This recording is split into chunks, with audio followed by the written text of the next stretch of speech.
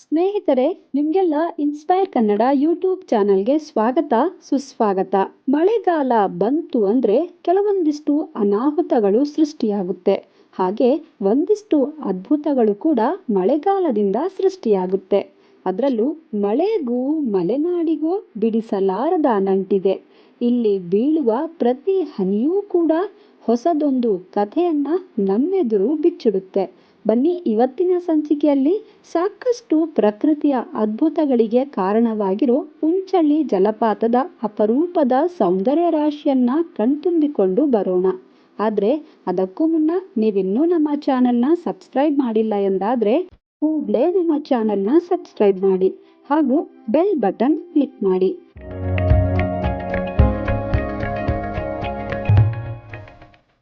ವೀಕ್ಷಕರೇ, ದಟ್ಟ ಕಾನನದ ನಡುವೆ ಅಘನಾಶಿನಿ ನದಿಯು ಸಲಿಲ ಚಂದನ ಧಾರೆಯಾಗಿ ಧುಮ್ಮಿಕ್ಕುವ ಈ ಸನ್ನಿವೇಶವನ್ನ ನೋಡ್ತಾ ಇದ್ರೆ ನಾವು ಕೂಡ ಜಲಪಾತದ ಜಲಧಾರೆಯಾಗಿ ಹರಿಬಾರ್ದಿತ್ತ ಅಂತ ಅನ್ಸುತ್ತೆ.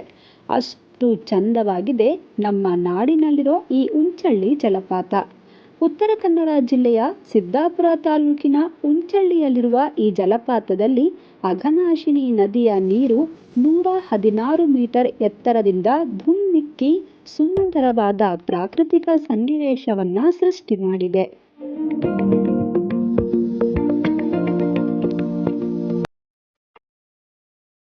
ಇನ್ನು ಈ ಜಲಪಾತವನ್ನ ಲುಶಿಂಗ್ಟನ್ ಜಲಪಾತ ಅಂತ ಕೂಡ ಕರೆಯಲಾಗುತ್ತೆ.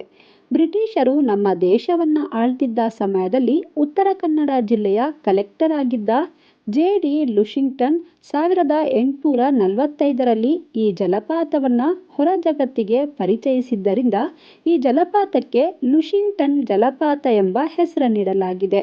ಆದರೆ ಹೆಚ್ಚಿನ ಜನರು ಈ ಜಲಪಾತವನ್ನ ಉಂಚಳ್ಳಿ ಜಲಪಾತ ಅಥವಾ ಕೆಪ್ಪಜೋಗ ಎಂಬ ಹೆಸರಿನಿಂದ ಕರೀತಾರೆ.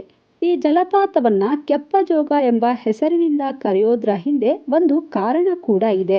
ಈ ಜಲಪಾತದ ಸದ್ದು ಸಾಕಷ್ಟು ದೂರ ಕೇಳಿಸೋದ್ರಿಂದ ಹಾಗೂ ಈ ಜಲಪಾತವನ್ನ ಹತ್ತಿರದಿಂದ ನಿಂತು ನೋಡಲು ಹೋದ್ರೆ ಕಿವಿಗಳ ಚಿಕ್ಕುವ ಜಲಪಾತದ ಅಗಾಧ ಶಬ್ದ ಕೇಳಿಸೋದ್ರಿಂದ ಈ ಜಲಪಾತವನ್ನ ಕೆಪ್ಪಜೋಗ ಅಂತ ಕೂಡ ಕರೆಯಲಾಗುತ್ತೆ.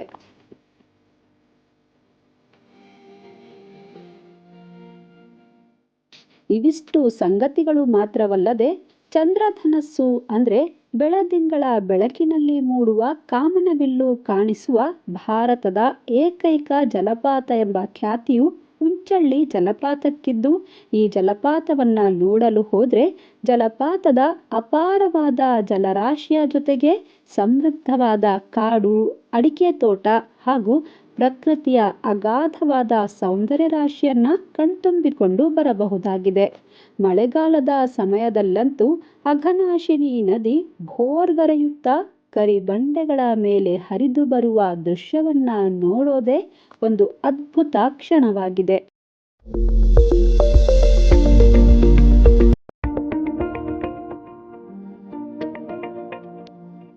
ಇನ್ನು ಬೇಸಿಗೆ ಕಾಲದಲ್ಲಿ ಜಲಪಾತದ ಮೇಲ್ಭಾಗಕ್ಕೂ ತಲುಪಬಹುದಾಗಿದ್ದು, ಮಳೆಗಾಲದ ಸಮಯದಲ್ಲಿ ಜಲಪಾತದ ಸಮೀಪಕ್ಕೆ ತೆರಳುವುದನ್ನ ನಿಷೇಧಿಸಲಾಗಿದೆ. ಜಲಪಾತದ ಸೌಂದರ್ಯವನ್ನ ಕಣ್ತುಂಬಿಕೊಳ್ಳೋಕೆ ಎಂದೇ ವೀಕ್ಷಣಾ ಮಂದಿರವನ್ನ ನಿರ್ಮಿಸಲಾಗಿದ್ದು, ಚಳಿಗಾಲದ ಸಮಯದಲ್ಲಿ ದಟ್ಟಡವಿಯ ಮಧ್ಯೆ ಹನಿ ಹನಿಯಾಗಿ ಬೀಳುವ ಮಂಜಿನ ರಾಶಿಯನ್ನ ಸೀಳಿಕೊಂಡು ಈ ಜಲಪಾತವನ್ನ ನೋಡಲು ಹೋಗುವ ಸನ್ನಿವೇಶವಿದೆಯಲ್ಲ, ಅದನ್ನಂತೂ ಪದಗಳಲ್ಲಿ ವರ್ಣಿಸೋಕೆ ಸಾಧ್ಯವೇ ಇಲ್ಲ. ವರ್ಷದ ಎಲ್ಲಾ ಸಮಯದಲ್ಲಿಯೂ ಉಂಚಳ್ಳಿ ಜಲಪಾತಕ್ಕೆ ಭೇಟಿ ನೀಡಬಹುದಾಗಿದ್ದು, ಈ ಜಲಪಾತವನ್ನ ವೀಕ್ಷಿಸಲು ಹೋದ್ರೆ ಸಮೀಪದಲ್ಲಿರುವ ಭೀಮನಗುಡ್ಡ, ಬುರುಡೆ ಜಲಪಾತಗಳನ್ನ ಕೂಡ ಕಣ್ತುಂಬಿಕೊಂಡು ಬರಬಹುದಾಗಿದೆ.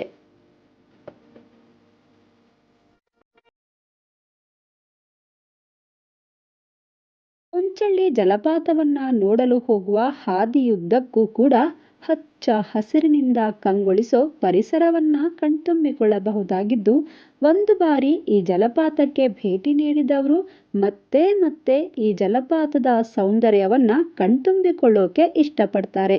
ಅದರಲ್ಲೂ ಮಲೆನಾಡಿನ ಸೌಂದರ್ಯವು ಮಳೆಗಾಲದ ಸಮಯದಲ್ಲಿ ಇಮ್ಮಡಿಯಾಗಿ ಕಣ್ಣಿಗೆ ರಸದೌತಣವನ್ನೇ ಉಣಬಡಿಸಿಬಿಡುತ್ತೆ.